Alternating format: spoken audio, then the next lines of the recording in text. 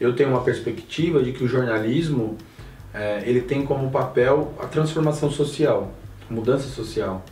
O papel do jornalismo diante de uma sociedade, já que o jornalismo não pode ser imparcial nem neutro, é papel do jornalismo diante de uma sociedade que é brutalmente desigual e que é brutalmente violenta, fazer algo para enfrentar isso. Agora, a representatividade por si só não resolve. Então, você compor, por exemplo, uma redação mais preta, resolve? Em alguma medida sim, em outra não. Porque não basta você também construir uma redação que não tem uma perspectiva antirracista. Então, essa redação branca e essa redação negra, ela tem que ser antirracista. A branquitude, ela não é letrada do ponto de vista racial. O branco, ele se entende como sujeito universal, ele não é racializado. A gente foi na vida inteira racializado, ele não é.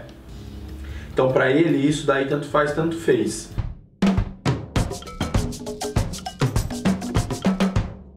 Pessoal, tudo bem? Mais um vídeo da Preta também na área. E hoje a gente tem um convidado muito especial, o Pedro Borges, que é jornalista, fundador do portal de notícias Alma Preta e integrante da Coalizão Negra por Direitos, que é uma coalizão do movimento negro, né, Pedro?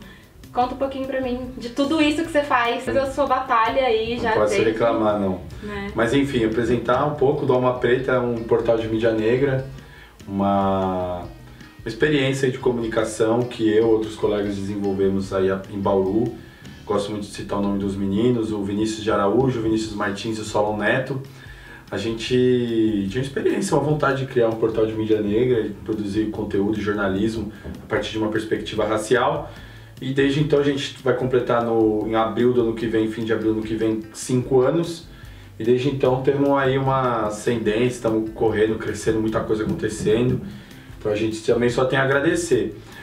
Parte disso, né, eu posso dizer que eu sou um jornalista que em certa medida fui formado politicamente dentro do movimento negro, né? Acompanho muitas organizações de movimento negro, manifestações, inclusive enquanto experiências jornalísticas que eu tive foi muito assim, fazendo cobertura de ato, cobertura de manifestação, fazendo entrevista com ativista, entrevista com pesquisador, sempre nessa perspectiva, uma perspectiva muito de luta do jornalismo. E faço parte de organizações, acompanho elas. Uma dessas experiências de luta antirracista que eu tenho construído é a Coalizão Negra por Direitos, que é um guarda-chuva que reúne mais de 60 organizações do movimento negro no Brasil, que a gente tem tentado construir um exercício bastante difícil dessa nossa história de luta antirracismo no Brasil, que é de construir uma unidade do movimento negro.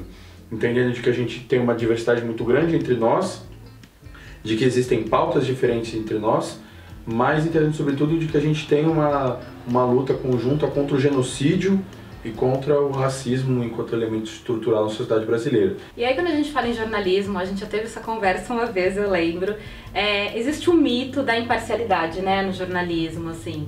E aí quando a gente está nas grandes empresas, a gente sabe que tem muito que a gente chama, não é liberdade de imprensa, é liberdade de empresa, é o que a empresa, o dono da mídia ali, as relações que eles têm com outras empresas ou com políticos que vai estabelecer às vezes o que você não pode publicar, o que você deve publicar.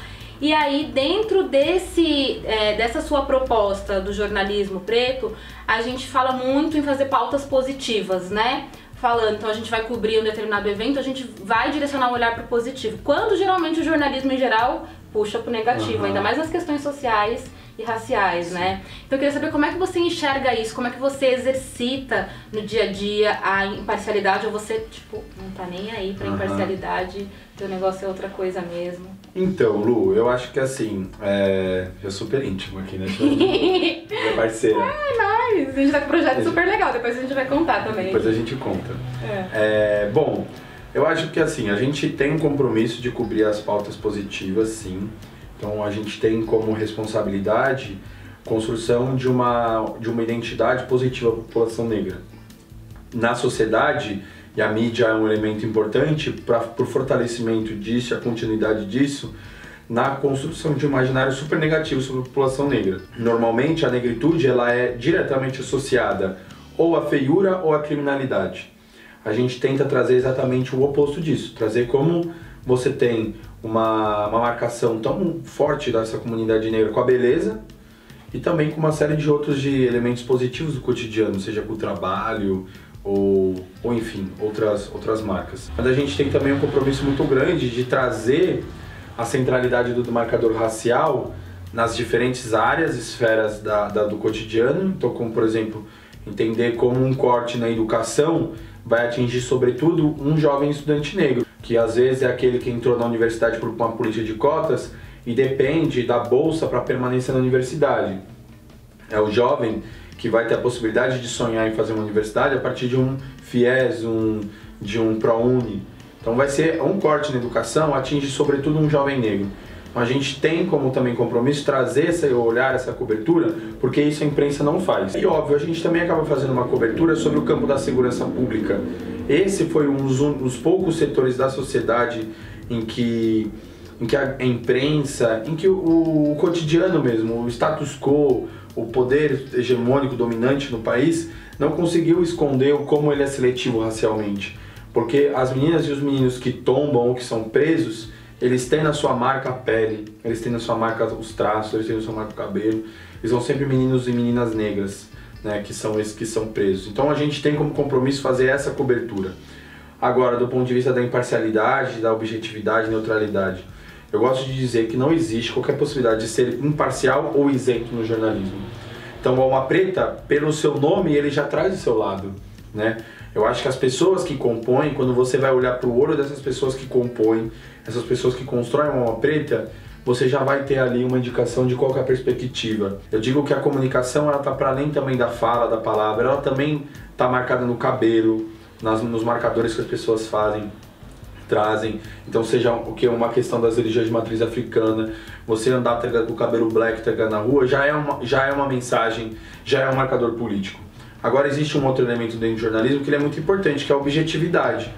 Então, assim, por mais que o Alma Preta tenha uma perspectiva, e ele não pode construir uma fake news, ele não pode desvirtuar um dado, ele não pode deixar de trazer as complexidades das relações raciais e muitas vezes trazer inclusive coisas na sua cobertura que o movimento social às vezes pode não gostar. Porque a gente não é assessoria de imprensa do movimento negro. A gente traz coisas que são muitas vezes a complexidade desse movimento. Então, eu acho que é papel do jornalismo trazer a complexidade dessas relações raciais e trazer a complexidade do tema. E eu acho que isso é seu objetivo. Eu acho que o jornalismo brasileiro, em certa medida, ele não é objetivo e ele não é bem feito quando ele vai olhar para a realidade. Não tem como você cobrir reforma da Previdência sem, em alguma medida, você esbarrar na relação de raça, na relação de gênero, porque vão ser, ao fim, as mulheres, população negra, em especial as mulheres negras, que vão ser aquelas que vão ser mais atingidas por esse processo que a gente viu passar. E isso é uma coisa que a Alma Preta faz e que a imprensa não faz. Então, a gente é imparcial, a gente não é imparcial, a gente não é neutro, mas a gente exerce muito a objetividade que muitas vezes a grande imprensa deixa de exercer. E a grande imprensa deixa de exercer, por que você acredita? Por causa da estrutura do racismo, porque as pessoas que estão nas universidades e que estão nas redações são predominantemente pessoas brancas e não têm esse olhar. É a estrutura mesmo a resposta para essa invisibilidade assim, das nossas questões na grande mídia? Eu acho que, para ser coerente com o que eu acabei de falar, eu tenho que trazer a complexidade disso. Então eu acho que é um pouco de tudo. Eu acho que você tem jovens jornalistas brancos, na sua maioria. A nossa classe profissional, ela é estritamente branca, né, majoritariamente branca. Você que tem uma experiência maior do que a minha em redações, talvez consiga contar em uma mão ou duas, no máximo, quantos companheiras e companheiros negros você teve de trabalho. Então a gente tem uma classe que é majoritariamente branca e que vai ter uma dificuldade maior de entender essa questão racial. A branquitude, ela não é letrada do ponto de vista racial. O branco, ele se entende como sujeito universal, ele não é racializado. A gente foi na vida inteira racializado, ele não é. Então, para ele, isso daí tanto faz, tanto fez. Isso quando esse jornalista muitas vezes não força a barra e não faz uma reportagem que ele sabe que está reforçando a questão do racismo. Agora, a representatividade por si só não resolve. Então, você compor, por exemplo, uma redação mais preta, resolve? Em alguma medida sim, em outra não. Porque não basta você também construir uma redação que não tem uma perspectiva antirracista. Então, essa redação branca e essa redação negra, ela tem que ser antirracista. A gente tem que exigir que a gente tenha um grupo, uma classe jornalística que represente um pouco mais a diversidade que a gente tem, né? E isso seja para o negro fazer uma cobertura sobre a questão racial ou não, né? Então, a mulher negra, ela tem, esse homem negro tem que fazer uma cobertura sobre esporte, tem que fazer uma cobertura de meteorologia e tudo mais. Então a gente tem esse ponto, primeiro, que essa questão de uma ausência de representatividade, e também eu acho que falta isso na questão da formação desses jornalistas, essa questão do antirracismo, do antissexismo. Agora, isso vai chocar de uma maneira também bastante direta com essa liberdade de empresa, né? Então, porque você ser antirracista, em certa medida, faz com que você tenha que criticar também o sistema capitalista que a gente vive. O Malcolm X tem uma frase que é sensacional, não só ele, né? Angela Davis e tudo mais. Existe capitalismo sem racismo. E isso é muito real.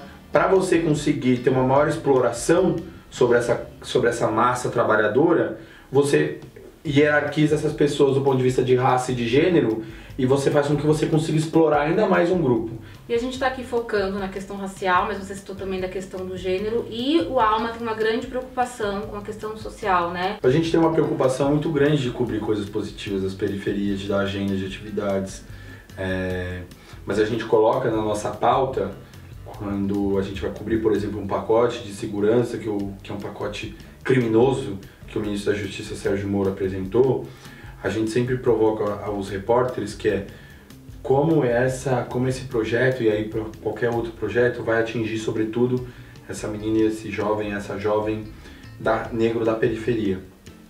Porque a gente sabe que raça é um elemento que estrutura, tanto que estrutura inclusive a dinâmica territorial da cidade. A gente sabe que não à toa as periferias são espaços de maioria negra, porque na verdade essas pessoas foram empurradas por meio de uma especulação imobiliária para estarem nesse lugar. E a gente sabe que esses territórios de maioria negra, esses territórios das periferias, são os territórios onde acontecem as maiores violações de direito. Então, é uma coisa você ser uma pessoa negra que vai estar transitando por determinados espaços, e outra você ter uma experiência de estar também num bairro de periferia. Que, de maneira alguma, uma pessoa negra que vai transitar em outros bairros, vamos dizer assim, de classe média, ela vai estar imune ao preconceito, ao racismo. Mas eu acho que ela vai sentir a experiência do racismo de uma maneira diferente. Ela talvez tome um enquadro da polícia, talvez tome um enquadro da polícia. Mas eu acho que ela vai sentir mais uma questão de estar convivendo num espaço de maioria branca. Que é de ouvir talvez uma piada racista, de ouvir mais comentários racistas, de ouvir mais esse tipo de coisas. Mas não necessariamente, talvez essa pessoa negra que mora em um bairro de classe média, ela vai ter acesso, por exemplo, ao sistema de saúde privado, que uma pessoa negra da periferia não vai ter. Então ela vai passar por uma violação no SUS, né, que é um espaço que hoje é um dos locais onde a gente vai falar de uma morte da mulher negra, de uma maneira bastante sintomática, né?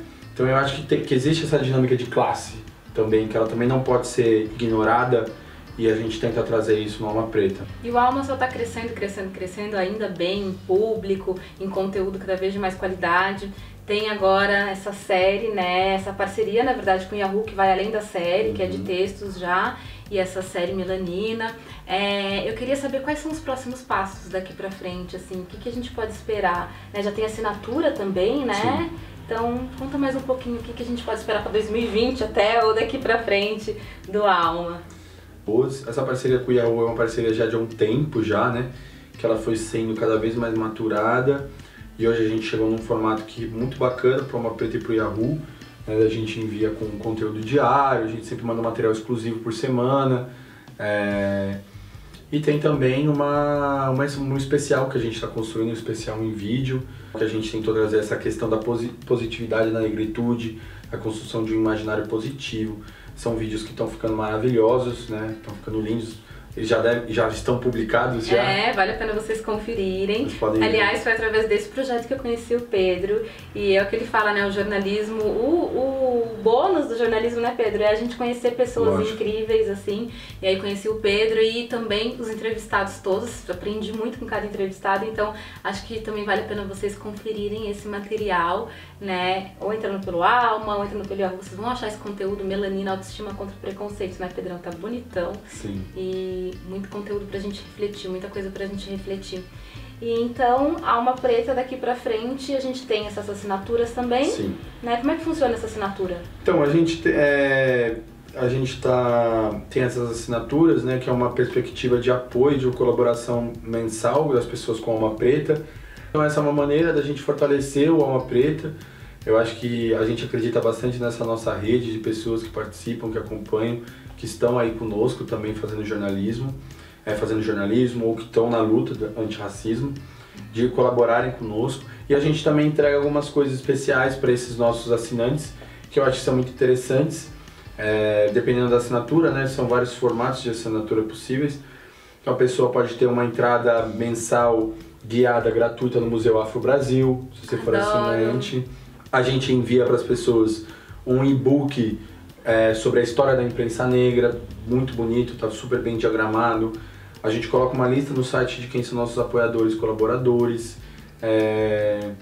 E a gente também entrega algumas coisinhas especiais. Então, por exemplo, essa minha última ida que eu fui fazer umas reportagens especiais na África do Sul, eu peguei um negocinho de geladeira do Museu do Apartheid. A gente pegou algumas coisinhas em referência ao Nelson Mandela. Então todo mundo que assinar, enquanto tiver esse estoque de lembrancinhas, vai receber. A gente vai fazer esse sorteio para essas pessoas receberem. Vai ser o sorteio, gente. Entendeu? Então assim, e essas vão ser outras coisas que a gente vai estar sempre fazendo. Sempre que a gente tiver acesso a alguma coisa, a gente vai estar sorteando para os assinantes, fortalecer eles, né, eles receberem os presentinhos, divulgarem, para as outras pessoas assinarem. Se você ainda não conhece, eu acho difícil, mas se ainda não conhece a Alma Preta, tem um _, do Instagram. @Alma Preta Jornalismo. E também o site, né, que é almapreta.com, tem o Twitter, que é o @alma_preta.